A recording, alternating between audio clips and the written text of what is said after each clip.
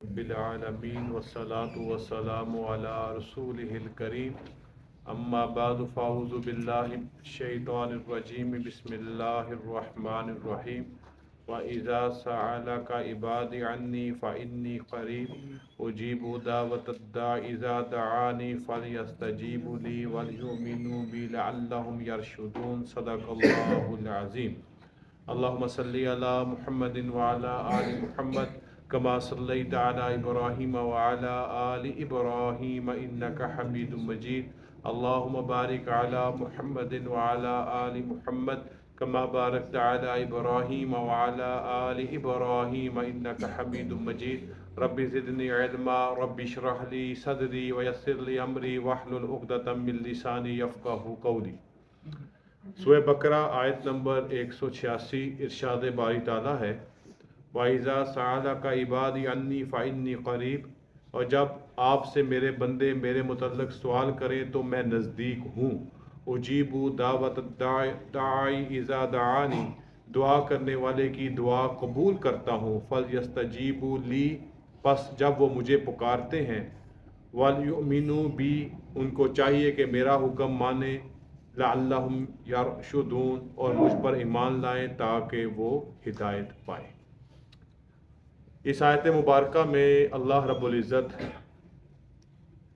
دعا مانگنے کا طریقہ اور سلیقہ اشارتاً فرما رہے ہیں، اجمالاً فرما رہے ہیں۔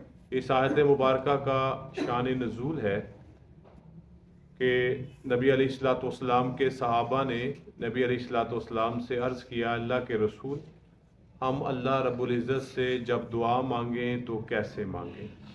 آہستہ آواز میں مانگیں کہ بلند آواز میں مانگیں؟ تو نبی علیہ الصلوۃ کے جواب ارشاد فرمانے سے پہلے ہی اللہ تعالیٰ نے دعا مانگنے کے ضابطے کو بیان فرما دیا کہ میرے بندے دعا کے متعلق پوچھ رہے ہیں تو ان کو بتا دو کہ میں ان کے بہت ہی قریب ہوں، جب بھی وہ دعا مانگیں گے میں ان کی دعا کو قبول کروں گا۔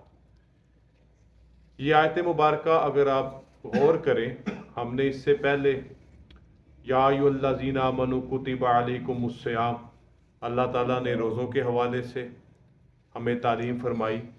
یہ آیت ختم ہوگی پھر دوبارہ ہم روزوں کی طرف چلے جائیں گے۔ احل لکم لیلۃ الصیام الرفث، یعنی کہ اللہ تعالیٰ پھر روزے کا ایک بیان فرما رہے ہیں۔ تو یہاں سے مفسرین نے ایک بات ارشاد فرمائی ہے کہ پہلے بھی رمضان کے متعلق اور بعد میں بھی روزے کے متعلق، اور درمیان میں دعا کی آیت، دعا کا طریقہ، اس کا سلیقہ بیان کیا گیا ہے۔ یہ اس بات کی طرف اشارہ ہے کہ رمضان المبارک کا مہینہ مومنین کے لیے دعاؤں کی مانگنے کا اور قبولیت کا مہینہ ہے۔ یعنی کہ دو آیت مبارکہ دونوں طرف کے مضامین ایک طرح کے ہی ہیں، پہلے بھی رمضان اور بعد میں بھی رمضان کی تعلیم، اور بیچ میں آ گئی دعا۔ مفسرین بیان کرتے ہیں کہ دعا کی قبولیت کی کچھ جگہ ان اوقات میں اگر دعا مانگی جائے تو اللہ دعا قبول فرماتے ہیں۔ جگہ کون سی ہیں؟ کعبۃ اللہ میں ختیم، کعبۃ اللہ میں ملتزم، کعبۃ اللہ میں مقام ابراہیم، اس کے بعد مکہ مکرمہ میں مقام مزدلفہ، مینا، عرفات، یہ وہ مقامات ہیں جہاں پر اللہ تعالیٰ سے دعا مانگنا اللہ کو پسند ہے۔ اور وہ کون سے اوقات ہیں کہ جن میں دعا مانگنی چاہیے؟ نمبر 1، رات کا آخری پہر، جس وقت تہجد کا وقت ہوتا ہے، سب سو رہے ہوتے ہیں اور بندہ مومن کھڑا ہو کے اپنے رب کے سامنے عاجزی ان کے ساری کے ساتھ مانگتا ہے، نماز پڑھتا ہے، نوافل پڑھتا ہے۔ ایسے ہی جمعۃ المبارک کے دن کی کوئی گھڑی، ایسے ہی اذان اور اقامت کے درمیان کا وقت، اور ایسے ہی فرمایا گیا جمعۃ المبارک میں 2 خطبوں کے درمیان کا وقفے کا وقت، ایسے ہی فرمایا گیا رمضان المبارک کا مہینہ بھی۔ اور رمضان المبارک کے مہینے کے حوالے سے بڑی مشہور حدیث مبارکہ جس میں نبی علیہ السلام اپنے ممبر کی سیڑھی پہ چڑھ رہے تھے اور آمین آمین آمین فرمایا کہ رمضان کا مہینہ کیسا مہینہ ہے، دعائیں قبول ہوتی ہیں، بخششیں ہوتی ہیں، اللہ کی رحمتیں ہوتی ہیں. اور یہ آیت بھی اللہ تعالیٰ نے آگے پیچھے رمضان اور روزہ اور بیچ میں اللہ تعالیٰ نے اللہ سے دعا مانگنے کا طریقہ اور سلیقہ بیان کر دیا. تو لہٰذا دعا کی قبولیت کے کچھ زمانے ہیں اور کچھ مکان ہیں، کچھ جگہ ہیں، دونوں کی بات آپ کے سامنے کر دی. ایسے ہی دعا کی قبولیت کے لیے شرط ہے، بڑی شرطوں میں سے ایک شرط، وہ کیا ہے؟ حلال رزق کا پیٹ میں جانا. یہ بہت بڑی وجہ ہے جس کی طرف آج ہم متوجہ نہیں ہیں، ہماری اس کی طرف کوئی پرواہ نہیں ہے. ایک حدیث مبارکہ نبی علیہ الصلوۃ والسلام بیان فرماتے ہیں، آپ فرماتے ہیں کہ ایک شخص صحرا میں بال بکھرے ہوئے، لباس بھی گندا پرانا، یعنی اگر کوئی دوسرا اس کے حال کو دیکھ لے اس کو رحم آ جائے. جیسے آپ اپنے ماحول میں دیکھتے ہیں نا، کوئی چھوٹا سا بچہ بچی کپڑے میلے گندے، منہ بھی دھویا نہیں، بال بھی بکھرے، آپ سے کوئی ایسے ہاتھ کر کے آگے پھیلا دے، آپ کا دل کر ہی پڑتا ہے کہ اس کو کچھ دے دے. ایسی حالت اس بندے کی ہے، صحرا میں ہے، کوئی مددگار نہیں، انسانی طور پہ کوئی ظاہری سبب نہیں، اور وہ اپنے رب سے مانگ رہا ہے، یا رب یا رب یا رب. نبی علیہ الصلوۃ والسلام فرماتے ہیں اس کی دعا کیسے قبول ہو؟ اس کا کپڑا حرام کا، اس کی سواری حرام کی، اس کا کھانا حرام کا، اس کا پینا حرام. تو پاکیزہ کھائیں اور اللہ سے دعا مانگے تو اللہ دعا کو قبول فرمائیں گے. اب اگلی بات، دعا کیا چیز ہے؟ دعا ایک مستقل عبادت ہے، ایک مستقل عبادت ہے. نبی علیہ الصلوۃ والسلام فرمایا دعا مخ العبادہ، دعا عبادت کا مغز ہے. آپ نے فرمایا دعا پوری کی پوری عبادت ہے. ہمارے ہاں ایک عموماً معذرت کے ساتھ رواج ہے، امام صاحب نے سلام پھیری، انہوں نے کہا اللہم صلی علی نبی، ہاتھ اٹھا لیے، انہوں نے کہا ختم، وہ بھی ختم. باقاعدہ اللہ سے ہاتھ اٹھا کے مانگنا، اس کی طرف متوجہ ہونا. اور پھر علماء نے فرمایا کہ دعا مانگتے ہوئے پوری آپ کی توجہ اللہ کی طرف ہو، بے دلی سے نہیں مانگنا.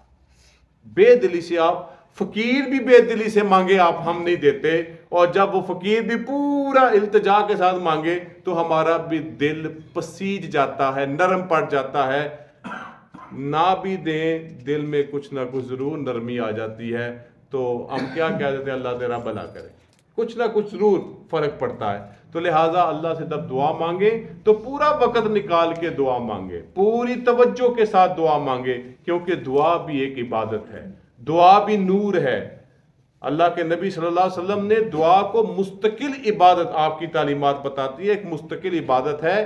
یہ کسی عبادت کا کوئی جز نہیں ہے. کسی عبادت کا جز ہوگا لیکن الگ سے عبادت بھی ہے. جیسے ہم دعا نماز پڑھتے ہیں تو اس میں بھی دعائیں، ربی جعلنی، ربنا آتینا، ربنا حب لنا، کوئی بھی دعا پڑھ سکتے ہیں.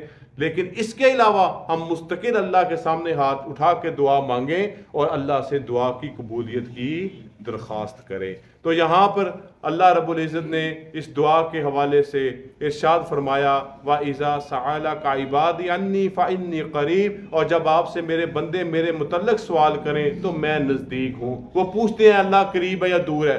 یہاں پر ایک اور بات سن لیں کہ جب بھی دعا مانگیں، یہ اصول مفسرین نے بیان کیے، فقہا نے بیان کیا ہے کہ اگر آپ ایسی جگہ پہ دعا مانگ رہے ہوں جہاں پر لوگ ذکر اللہ میں، قرآن مجید کی تلاوت میں، کچھ نوافل پڑھنے میں مصروف ہیں، تو اپنی آواز کو پست رکھیں. ان کی نماز میں خلل پیدا نہ کریں، ان کی تلاوت میں خلل پیدا نہ کریں، ان کے ذکر میں خلل پیدا نہ کریں. آپ گھر میں اکیلے ہیں تو تھوڑی سی اونچی آواز سے بھی دعا مانگ لی جائے، اس میں کوئی حرج نہیں ہے. جب آپ اکیلے ہیں اتنے بھی بلند نہیں کہ جس سے دوسرے لوگ آپ کی دعا مانگنے سے پریشان ہو جائیں یا ڈسٹرب ہو جائیں. تو لہٰذا قاعدہ بتایا کہ تم جب بھی مانگو گے میں تمہارے قریب ہوں. اجیب دعوت الداعی، اور دعا کرنے والے کی دعا قبول کرتا ہوں. اذا دعانی، جب وہ مجھے پکارتا ہے. فَلْيَسْتَجِيبُوا، بس اسے چاہیے کہ وہ مجھے پکارتا رہے. اب یہاں پہ ایک سوال پیدا ہوتا ہے، ایک شبہ پیدا ہوتا ہے، اور نبی علیہ السلام نے اس کا جواب بھی ارشاد فرمایا کہ ہم کتنی ہی دعائیں اپنی زندگی میں مانگتے ہیں لیکن ہمیں ظاہری طور پر اس کی قبولیت نظر ہوتی نہیں آتی. ایسا ہی ہے, کئی مانگتے ہیں, 1000 میں سے کوئی 2 4 10 15 قبول ہو جاتی ہیں. اس کا ہرگز یہ مطلب نہیں اللہ دعا سنتا نہیں, اللہ دعا قبول کرتا نہیں. یہاں پہ علماء نے بیان فرمایا کہ بعض دعائیں ہماری ایسی ہوتی ہیں, مانگ تو ہم اپنے رب سے ہوتے ہیں, لیکن اللہ بڑا حکیم و علیم ہے, وہ جانتا ہے کہ یہ دعا اس کے حق میں قبول کر لی تو گڑبڑ ہو جائے گی. اب ایک تو میں نے پہلے وجہ بتا دی کہ دعا قبول کیوں نہیں ہوتی, حرام لقموں کی وجہ سے, حرام غذا کی وجہ سے, حرام پہناوے کی وجہ سے. اور دوسرا, دعا قبول ضرور ہوتی ہے. حدیث نبوی صلی اللہ علیہ وسلم نے ارشاد فرمایا, آپ نے علماء سے متعدد بار یہ حدیث سنی, پہلی بات آپ نے دعا مانگی, اللہ نے اس کی ظاہری طور پر اس کو قبول فرما لیا, آپ کو وہ چیز مل گئی. ایسا بھی ہوتا ہے, ہونا بھی چاہیے, ہماری خواہش بھی ہوتی ہے دنیا کی زندگی میں. دوسرا کیا ہے, اللہ تعالیٰ اس دعا کو اس دنیا میں قبول نہیں کرتے, لیکن اس دعا کی برکتوں سے آنے والی بلاؤں کو ٹال دیتے ہیں, آنے والی بلاؤں کو, مصیبتوں کو روک دیتے ہیں. جیسے نبی کریم صلی اللہ علیہ وسلم نے ارشاد فرمایا کہ مومن کے حق میں دعا اور صدقہ بلاؤں کے ٹالنے کا سبب ہوتا ہے. دعا کریں گے نہیں قبول ہو رہی, کیا پتا آپ پہ آنے والی کوئی آفت تھی, تو آپ کی اس آفت کو اس دعا نے روک دیا. آپ نے اپنے ہاتھ سے مال خرچ کیا, صدقہ کیا, اللہ تعالیٰ نے اس صدقے کی برکت سے آنے والی مصیبت کو, کوئی بلا کو, کوئی وبا کو, کوئی بیماری کو آپ سے ٹال دیا. تو لہٰذا دعا پہلی قبول ہو گئی, دوسری اللہ نے کسی مصیبت سے, آفت سے آپ کو بچا لیا, اور تیسرا اللہ تعالیٰ نے اس کو آپ کے لیے ذخیرہ آخرت بنا دیا. میدان محشر میں اللہ تعالیٰ آپ کو نوازتے جائیں گے, نوازتے جائیں گے, نوازتے جائیں گے. بندہ بھی پریشان ہو جائے گا, میں اتنا تو تھا ہی نہیں. ہر ایک کو اپنے گریبان میں جا کے اپنا اندازہ خود ہے. وہ کہے گا میں تو اس قابل ہی نہیں, یہ مجھے کس چیز کا صلہ مل رہا ہے, میں نہ اتنا عبادت گزار تھا, نہ میں اتنا اچھا تھا, نہ اعمال صالحہ دے فلاں فلاں, جو بھی ذہن میں آئے گا عرض کرے گا. جواب ملے گا, اے میرے بندے, یہ تیری وہ دعائیں ہیں جو تو نے دنیا میں کی تھی, ہم نے آخرت میں تمہارے لیے جمع کر لیں, ہم اس کا بدلہ تمہیں دے رہے ہیں. اور وہ جنت کی اتنی حسین نعمتیں ہوں گی, بندہ اس وقت خواہش کرے گا کاش میری دنیا میں کوئی بھی دعا قبول نہ. تو لہٰذا اللہ سے مایوس مت ہوں, دعا کرنا ہمارا کام ہے. اجیبوا دعوت الداعی اذا دعانی فلیستجیبوا لی, مجھے ہی پکارتے رہو, مایوس ہو کر ادھر ادھر ٹھوکروں میں نہ پڑو, ادھر ادھر جا کے اپنے آپ کو گمراہ نہ کرو. اور پھر اللہ رب العزت نے یہیں پر فرما دیا وَلْيُؤْمِنُوا بِي, اور چاہیے کہ میرا حکم بھی مانو. اب اس حکم کے تحت کتنی باتیں آ جاتی ہیں, حرام سے بچو, حلال کھاؤ. اس حکم میں کیا آتا ہے, اطاعت کرو, معصیت کا راستہ اختیار نہ کرو. اس حکم میں کیا جاتا ہے, جائز جائز کرو, ناجائز نہ کرو. اس حکم میں کیا جاتا ہے, مجھ سے ہی مانگو, کسی اور سے نہ مانگو. مجھے ہی ایاک نعبد و ایاک نستعین مانو, کسی اور کو اس میں شریک نہ کرو. یعنی وَلْيُؤْمِنُوا بِي, یعنی ایمان کے حکم ماننے کے وہ تمام درجات, تمام اسلوب, تمام طریقے اس کے اندر آگے کہ تم نے میرا ہی حکم ماننا ہے. لَعَلَّهُمْ يَرْشُدُونَ, تاکہ وہ ہدایت پائیں. یعنی اللہ پر ایمان لانا ہی ہمیں ہدایت کے راستے پہ چلانے کا سبب بنتا ہے. تو یہ ایک آیت مبارکہ ہے دعا کے ضابطے اور قاعدے کے بارے میں. آخری بات ہمیں علماء نے یہ بات سکھائی اور نبی علیہ الصلوۃ والسلام کے توسط سے ہم تک پہنچی کہ جب دعا مانگنی ہے سب سے پہلے اللہ کی تعریف کے اور اللہ کے شکر کے کلمات, الحمدللہ رب العالمین, ایسی دعا شروع ہوتی ہے نا. پھر اس کے بعد ہم کیا کہتے ہیں, والصلاۃ والسلام علی رسولہ الکریم. پہلے اللہ کا شکر, پھر نبی علیہ الصلوۃ والسلام پر درود و سلام. اور اسی طرح فرمایا گیا اگر کوئی شخص اپنی دعاؤں کے آخر اور شروع میں ربنا آتینا فی الدنیا حسنہ والی دعا شروع میں بھی آخر میں پڑھے, اللہ تعالیٰ بیچ والی دعاؤں کو قبول فرماتے ہیں. اب یہاں پہ علماء فرماتے ہیں کہ ہم نے الحمدللہ رب العالمین سے دعا کیوں شروع کرنی ہے, کیوں ہم اللہ سے مانگ رہے ہیں.